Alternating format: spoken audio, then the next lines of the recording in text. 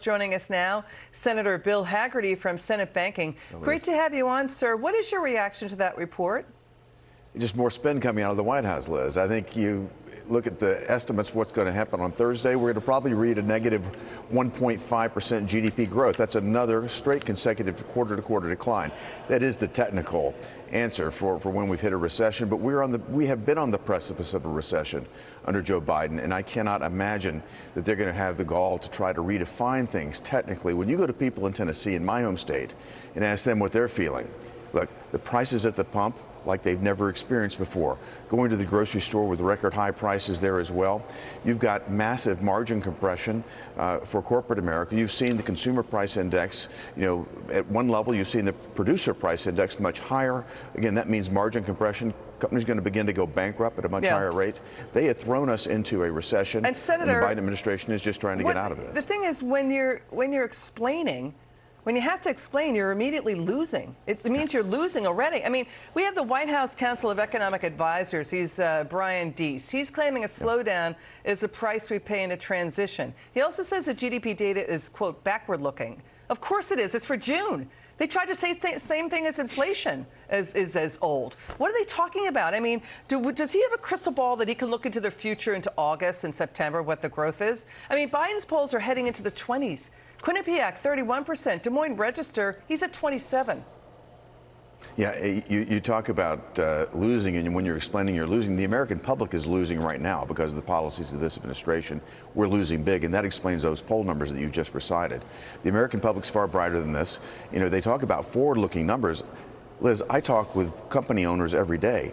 They're hesitant to invest now. They're having a hard time finding employees. The Biden administration wants to point to low employment, have them look at the actual workforce engagement numbers, which are going down.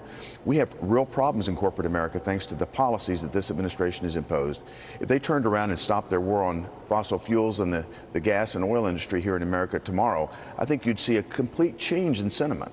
But right now, manufacturing sentiment is very, very low, and that's forward-looking. People aren't anticipating things to get better because this administration sends all the wrong messages. The White House downplaying recession as it ramps up and all of government spending blitz on climate change. All federal agencies now putting climate line items into their spending budgets. Senator, let's watch the White House spin machine. Watch this. It sounds like you're anticipating what will be comments from some saying 2 quarters of negative growth in a row.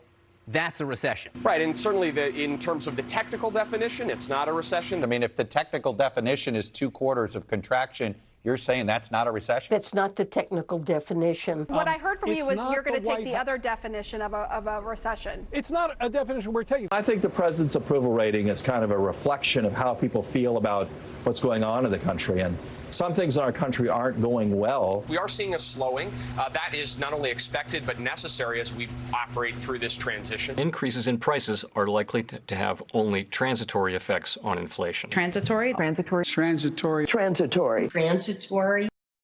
Well, guess what? Inflation wasn't transitory. Senator, the one I want to focus on is Brian Deese saying this is a slowdown is the price you pay for transitioning. Transitioning to what?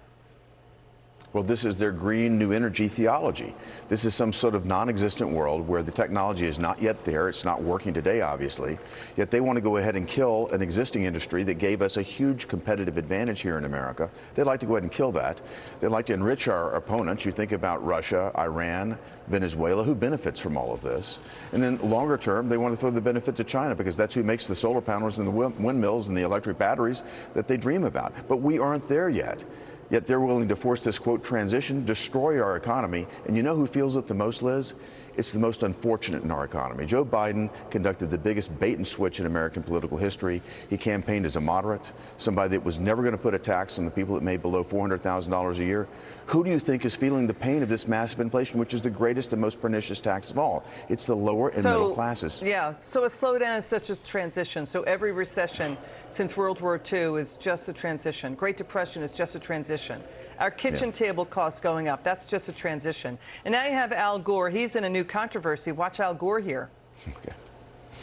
Climate deniers are really in some ways similar to all of those almost 400 law enforcement officers in Uvalde, Texas, who were waiting outside an unlocked door while the children were being massacred. Should Al Gore apologize to the parents in Uvalde, Texas? He's trying to score political points based on their loss. I think it's very, very sad. I think that the left and the climate theologians want to turn to any type of means to scare or frighten people, but they should just acknowledge the fact, Liz, that their policies are not working. They've been devastating on the economy. And what's happening? China is pumping out more and more pollution this year than they did last year. It is having no effect on a global basis. In fact, it's just encouraging more sourcing from worse and less clean technologies. They're burning coal to make solar panels, right? That's what's going on. So, Senator, climate activists across the nation, they're ramping up. Activists showed up at the Maryland home of White House Chief of Staff Ron Klain on Saturday, saying you got to declare a climate emergency. You had far-left activists gluing themselves to famous paintings, disrupting pipeline construction, blocking traffic, slashing tires of SUVs. But you know what's going on the state level is across the nation, from Maine to Hawaii, states since 2013, they filed nearly 350 rejections or restrictions of wind projects.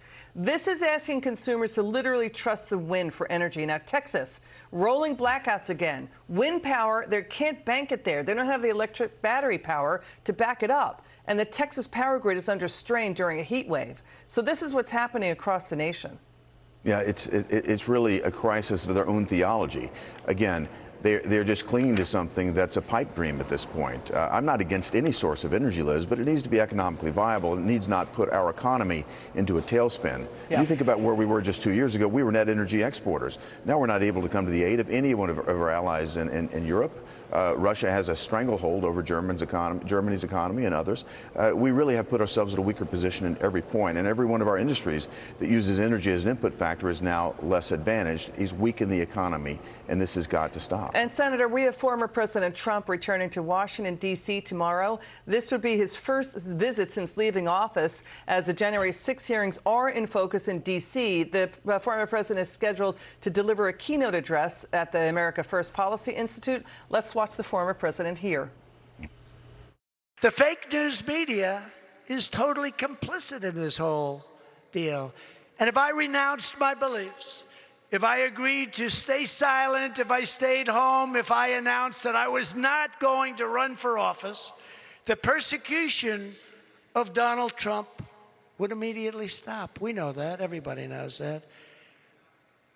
But that's what they want me to do. And you know what?